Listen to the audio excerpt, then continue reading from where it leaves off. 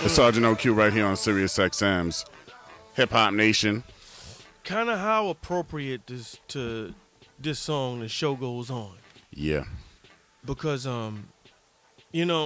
unfortunately, in times like these, the show does go on. Mm-hmm. But it's not like the show goes on without us taking a hit now. The internet and everything has been buzzing, and today hip-hop lost a great 1/4 of the Tribe Called Quest. Yeah. Malik Phife Dawg Taylor. We woke up to this tragic news, Sarge. Mm-hmm. He was only 45 years old. Yeah. And, he made it public that he was battling with diabetes. Type 1 diabetes. Now, honestly speaking, I don't know the difference between type 1 and type 2. Well, type 1 diabetes, you're pretty much born with it. Yeah. But you still have to watch, what you eat. Type 2 is where you get it being overweight, that sort of thing. Yeah.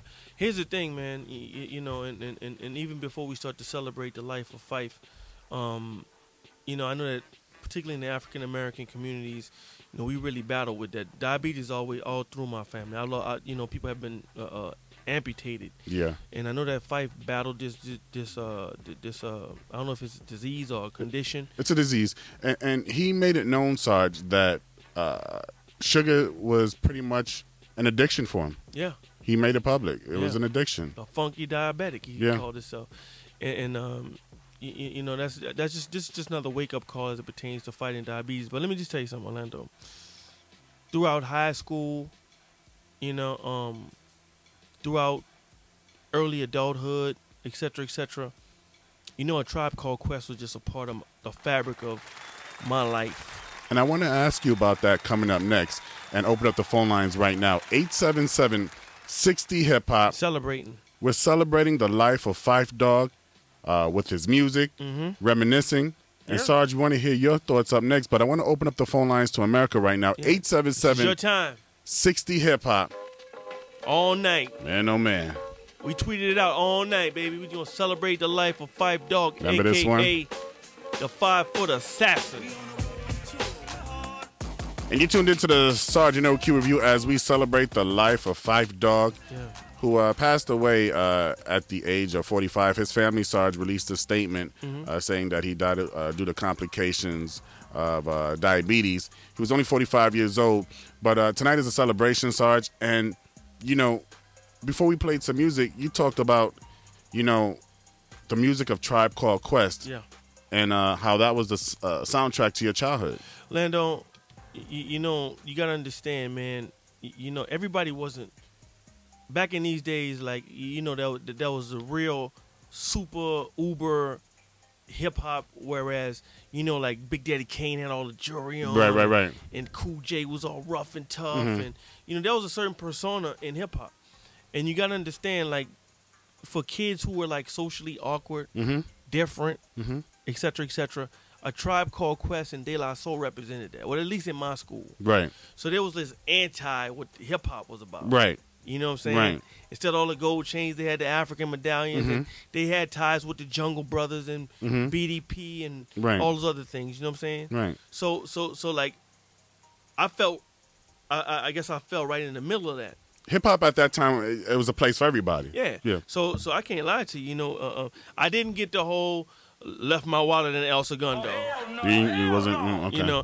I didn't get that part. But when it came to Bonita Applebum, right, Push It Along, right, and all these other After Hours, I mean like that whole first People's Instinctive Travels album just took me to another level. But then when they came with that Low End Theory album, it just took it just blew everything out of the water. You know what I'm saying? And then like sometimes you wonder, particularly with the groups back then, you wonder, what if this one was it solo? Right. You know what I'm saying? Like I've always thought, like, damn, like a lot of people like Run. Right. I like DMC. A lot of people like Q-Tip. Right. But I always gravitate towards Phife. God bless Q-Tip. Right. But that's the type of games that we used to play in hip hop. You know what I'm saying? UTFO, who's the hot? You know what I'm saying? Like all of those groups, man.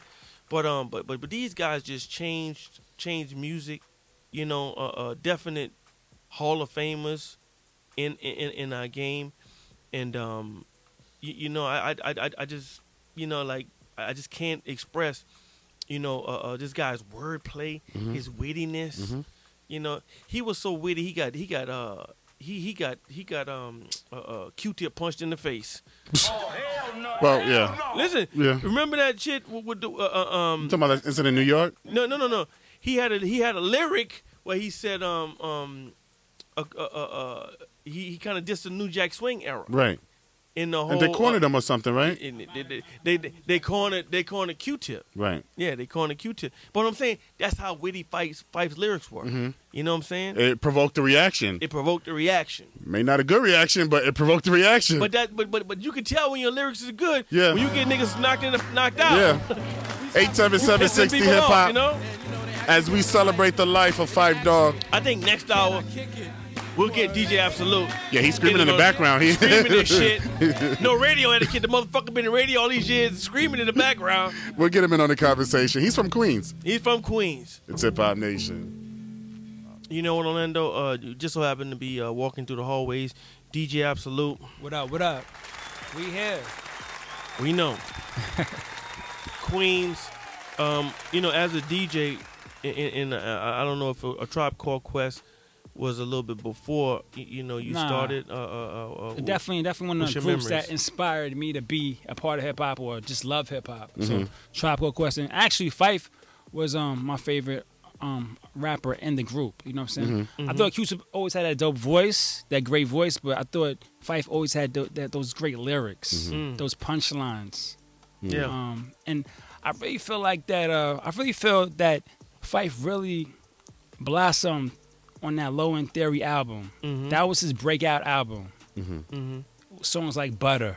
You know what I'm saying? Jazz. We got the jazz. Like, he stole the shows on a lot of those records. Yeah. You know what?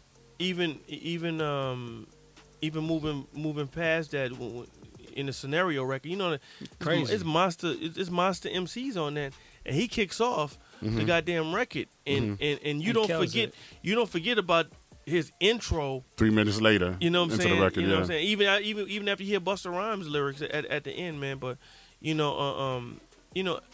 as someone from Queens, anybody in hip hop, period. No. But I'm talking about Queens in general because honestly speaking, it's funny that these guys had to reiterate that they were from Linden Boulevard in Queens, but they were so universal and so timeless that you forget.